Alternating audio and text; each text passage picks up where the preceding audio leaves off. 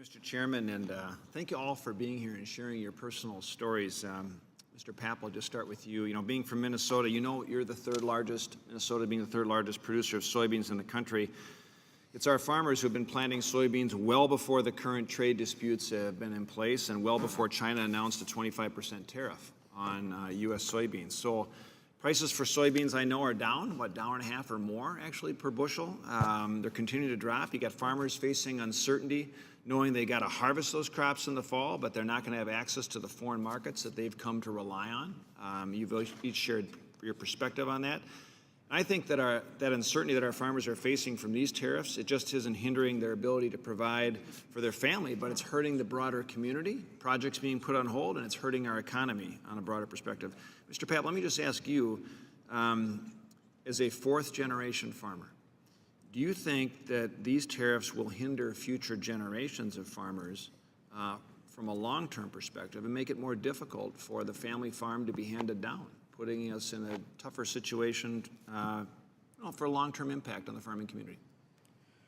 Mr. Chairman, Congressman Paulsen, I think that's a great question. You know, the driveway that Julie and I drove down yesterday on the way to the airport was the same driveway our family used 119 years ago. You know, personally, except for college, in my lifetime, I've only ever lived in 3 houses on 2 farmyards a half a mile from each other.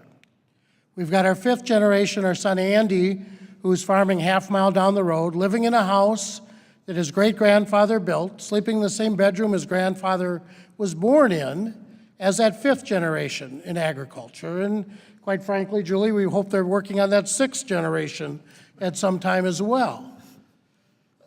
And what we need, what that safety net is trade to continue.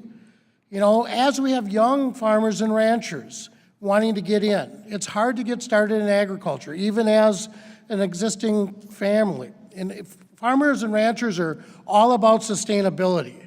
But the most important sustainability in agriculture with farm families is that generational sustainability, that ability to continue on the next 119 years.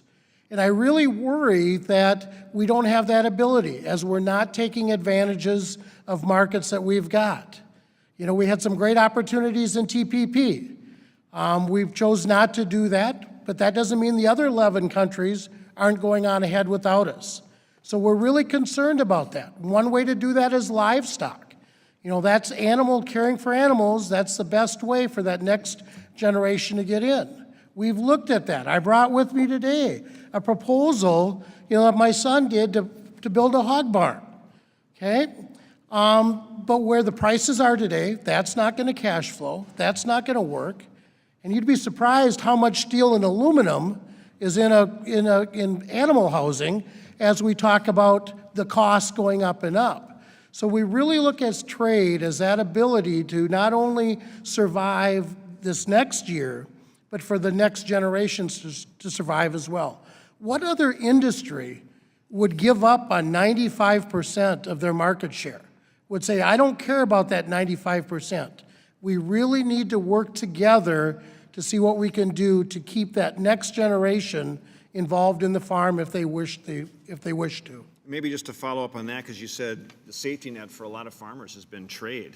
Some have said the United States doesn't need to worry about retaliation against agriculture. You talked about it being the tip of the spear, but some have said, look, countries aren't going to want to increase their prices. They're not going to care about decreasing supply through retaliation. Would you agree with that argument?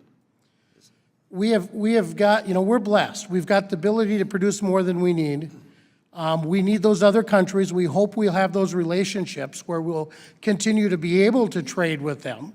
And again, everybody has to have something in that trade agreement. But we would still urge anybody that will listen that we need to be at the table. We need to have those negotiations because, quite frankly, that not only is our future in the next few months, but it's that next generation's future in agriculture as well. Mr. Boney, you want to add anything in the last 20 seconds, just to sum up? Just that, I mean, I can second everything Kevin said. I mean, we're kind of in the same boat. We're multi-generational as well, farming land that my grandfather started farming in 1930. I have one son there with us.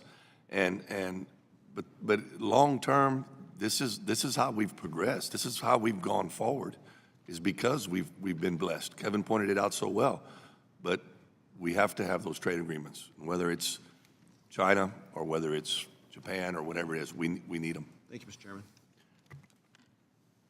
Ms. Snow.